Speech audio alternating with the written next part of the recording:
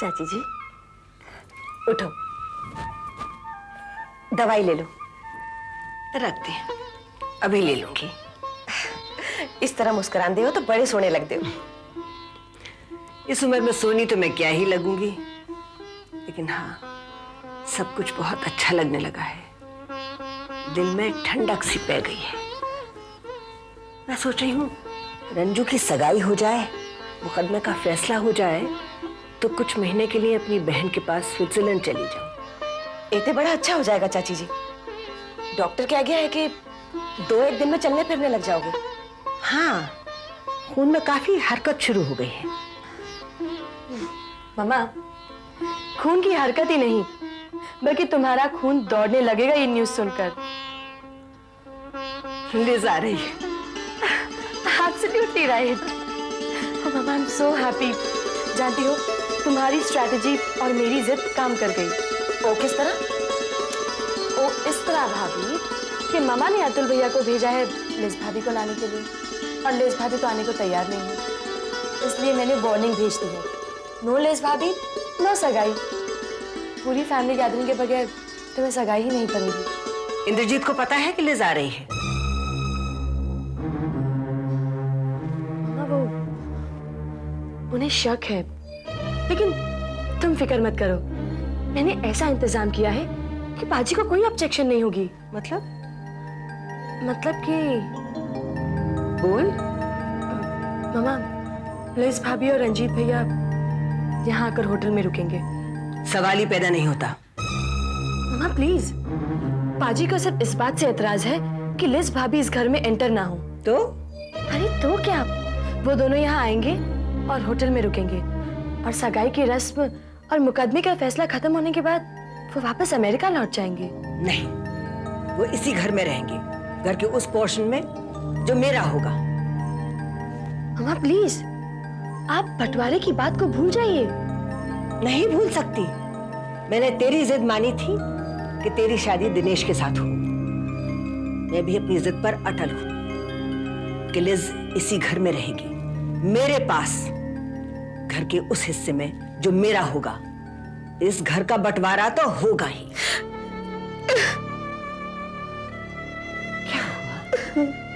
क्या हुआ भाभी? कुछ नहीं, हटिया था घर। करो सब जन अपनी अपनी हट पूरी, तुसी दोनों भी और तेरे पाजी भी। पर किसी को फिक्र है उसकी? कोई चिंता करता है उसकी? तू किसके बारे में सोच रही है? दिलीपे के? हाँ, एक ही फिक्र है मेरे दिलीपे को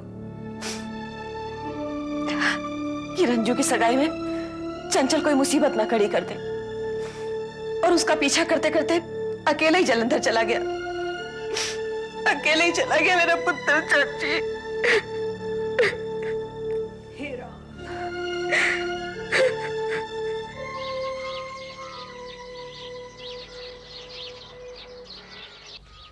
चंचल दी नानी नहीं, मैं तेरी नानी वांगवी है।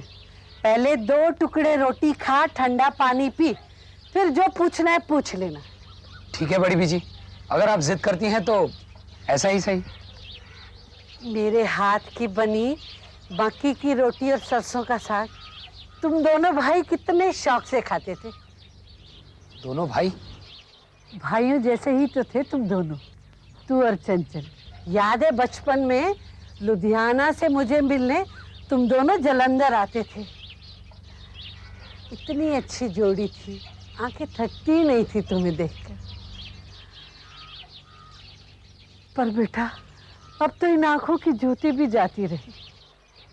बड़ी बीजी, आपकी आंखें कमजोर होने के बावजूद आपने इतनी स्वाद रोटी बनाने की तकलीफ की। अरे पगले, अपने बच्चों के लिए खाना बनाना कोई तकलीफ की बात होती है? बड़ी बीजी, बोल दिलीपे। चंचल यहाँ जलंधर में आया हुआ है और वो आपसे जरूर मिलने आया होगा, है ना? कहाँ बेटे, अमीरी छा गई है उस पर तो। लेकिन क्या? चंचल तो नहीं आया, लेकिन उसके पिंड के 2-3 आदमी यहाँ टिके हुए हैं। होटल महंगे लगे होंगे उनको, इसलिए कोने वाले कमरे में टिके पड़े। क्या बात है चंचल, क्या सोच रहे? कुछ नहीं, ये मुझे दे दे।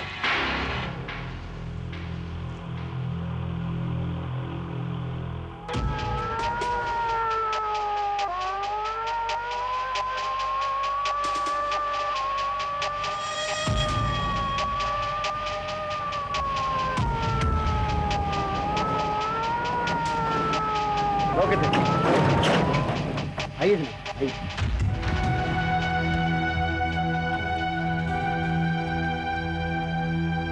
इंस्पेक्टर, क्या यही वो एरिया है? हाँ पटेल साहब, चंचल को अपने एक दो साथियों के साथ यही कहीं देखा गया, लेकिन अब छुपा कहाँ ये देखना है। यहाँ उसके कोई रिश्तेदार रहता है? एक नहीं कई, लेकिन तुझे तो एवं तकलीफ की थी, हम तो उसे निपट ही रहते। अगर निपट लेना होता इंस्पेक्टर तो आज तक आप उससे निपट लिए होते, इसलिए मैं खुद एसपी साहब से कहकर यहाँ आया। जैसे मर्जी जनाब, तुम तो मालिक हो। आओ जनाब, आओ, आइए। ओए, गड्डी खबे में से बोल ले।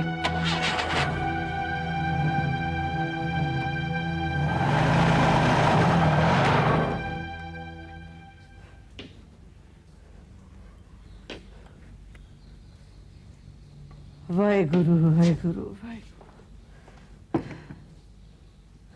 अरे अम्मा, मक्के की रोटी मुझे भी खिला दे, क्या मैं बेगाना हूँ? चल चल परे हट, मान न मान मैं तेरा मेहमान। अरे रहने को घर दे दिया ये काम है? तुम जैसे मुस्टंडों की मुझसे नहीं सेवा होती। अरे धीरे से बोल। तेरे बाप का घर है क्या? है? चलो जल्दी से बोलो, मत करो।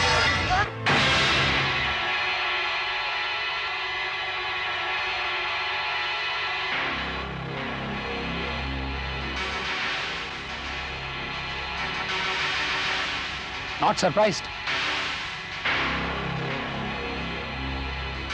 मुझे तुम्हें यहाँ देखकर कोई हैरानगी नहीं हुई चंचल? होगी भी कैसे? मेरे जिन जिन अड्डों पर मुझे ढूंढता हुआ, मुझे सूंघता हुआ तू गया, वहां तुझे मैं तो नहीं दिखा, मेरी पीठ जरूर दिखी, क्योंकि हर बार मैं तुझे चकमा देकर निकल गया। और अब आसपास ना तो कोई पुलिस वाला है और ना ही कोई और शख्स, तो मैंने सोचा कि इस तन्हाई में तुझसे प्यार की दो चार बातें कर ली जाए। प्यार की बातें? हाँ जरूर, तू शुरू कर और ये जवाब देगी।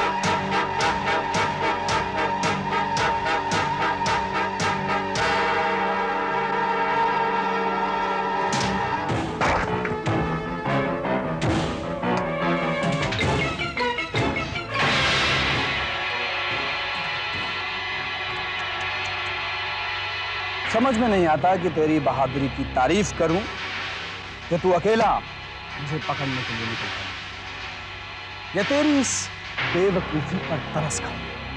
तरस खाना है तो अपने आप पर खा चंचल, जिसने अपने जमीर का गला घोंट दिया। अच्छा, हाँ, बरसों पुरानी दोस्ती का गला घोंट दिया तूने। तो अब यह भी बोल दे कि आस्तीन का सांप निकला मैं। हुआ है साबित, और वो भी जहरीला। तूने मेरी सगी चाची को अगवा करा लिया, तेरे आदमियों ने उसका बलात्कार कर दिया।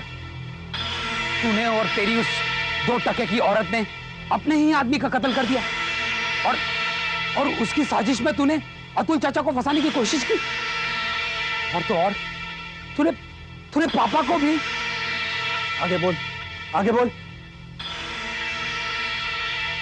क्या ये भी बोलूं कि उन्हें धमकाना तो छोड़, तूने उन्हें मारने की कोशिश की? तूने चंचल, तूने? मैंने नहीं, मेरे आदमी ने।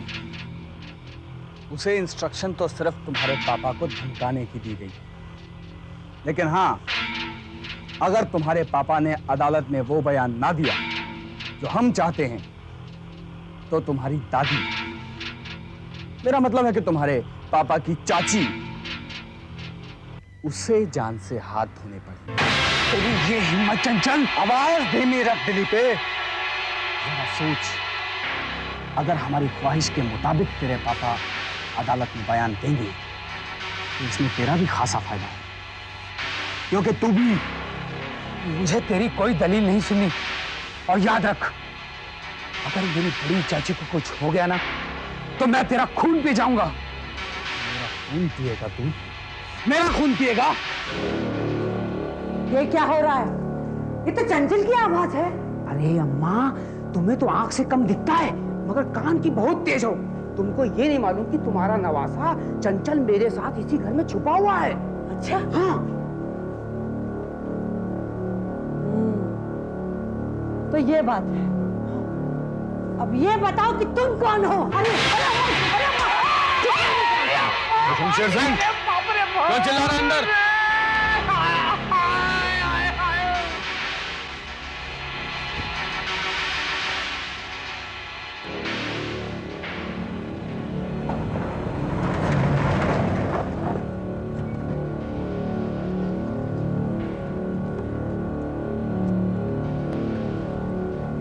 रविंदर, उस हवेली से कुछ अजीब सी आवाजें आ रही।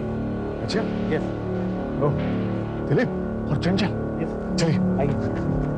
अभी मैं तुझे जान से इसलिए नहीं मार रहा क्योंकि तेरे बदले मैं तेरे पापा से वो बयान वाला कागज साइन करवाऊंगा। नहीं तो तेरी रंजना बुआ की सगाई पे तेरी ये 2.5 मन की लाश तोहफे में भेजूंगा। मेरी लाश? अरे मेरी लाश भेजनी है तो आज ही भेज। देख, निहत्था खड़ा हूं तेरे सामने। चला गोली, मैं कहता हूं चला गोली। खबरदार! खबरदार, जो किसने मुझ बुढ़ी के घर में खून खराबा किया, मैं खून पी जाऊंगी उसका। वो नानी, तू पागल हो गई है क्या? मुझे रंजन सिंह।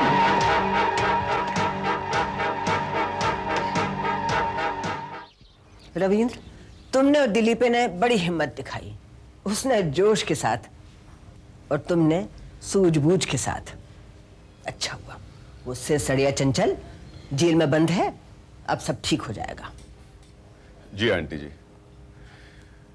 मुझे तसल्ली है तो सिर्फ इस बात की कि अब चंचल लॉकअप में बंद है तो रंजना की सगाई में कोई अड़चन नहीं ला पाएगा। एक बात कहूं? जी कहिए ना। जितना मैं तुमसे मिलती हूं, उतनी मेरे मन में तुम्हारे लिए ममता जागती है।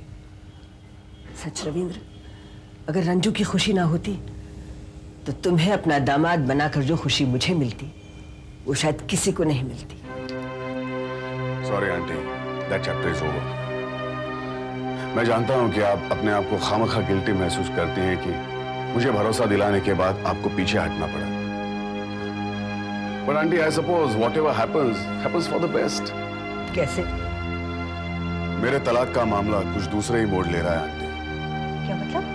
नेहा ने मुझे नेहा मेरी पत्नी, उसने मुझे थ्रेटन किया है आंटी कि तलाक के वक्त उसके शब्दों में काफी आतिशबाजी होगी। मतलब वो मेरे और रंजना के संबंधों पर कीचड़ उछालने की कोशिश करेगी। हालांकि मेरे और रंजना के बीच दोस्ती के अलावा और कोई भी संबंध नहीं थे। खैर, अब रंजना की सगाई हो रही है तो सब कुछ ठीक ठाक हो जाएगा और मैं नेहा को कोई अप्रिय शब्द इस्तेमाल करने नहीं दूंगा। और दूसरे, रुक क्यों गए? साफ बात यह है आंटी कि मैं रंजना को चाहने भी लगा था, लेकिन मन ही मन में जानता था कि उसका प्यार कभी हासिल नहीं कर पाऊंगा। वो चाहती तो आखिर दिनेश को ही है। सो जो हो रहा है अच्छा ही हो रहा है। तुमसे ज्यादा समझदार और दूसरों का भला चाहने वाला शायद ही कोई और होगा। God bless you. Thank you aunty. अब मुझे इजाजत दीजिए। जरूर। एक बात याद रखना, कहिए। और किसी से मेल जोल रखो ना रखो, मुझसे जरूर मिलते रहना। जरूर याद रखूंगा आंटी। वैसे उसमें स्वार्थ मेरा ही है। स्वार्थ? हाँ आंटी, स्वार्थ। मेरी जिंदगी में अकेलापन बहुत है आंटी। आप जैसों का प्यार और स्नेह ही मुझे जीवन से मोहब्बत रखने में मदद करता। Ravinder, hi Ranjana. Ranjana, I am very sorry, मैं तुम्हारी सगाई पर तो नहीं आ सकूंगा। हाँ, लेकिन तुम्हें मुबारक देने के लिए फोन जरूर करूंगा मैं। आई वेलकम दैट रविंदर, मगर एक बात हमेशा ध्यान रखना। कौन सी बात? वही जो मैंने तुमसे पहले भी कही थी। कि हमारी दोस्ती में कभी कमी नहीं आएगी। Yeah, I'll remember that. Thanks. Take care. Bye. Bye.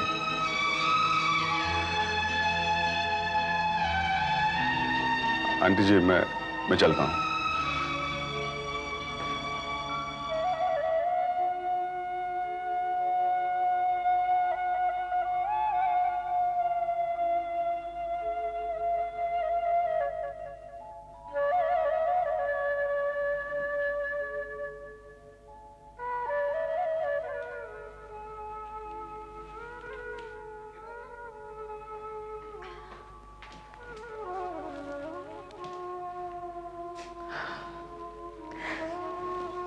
Waheguru की कृपा से दिलीपा सुखी सांदी घर लौटाया चाची जी।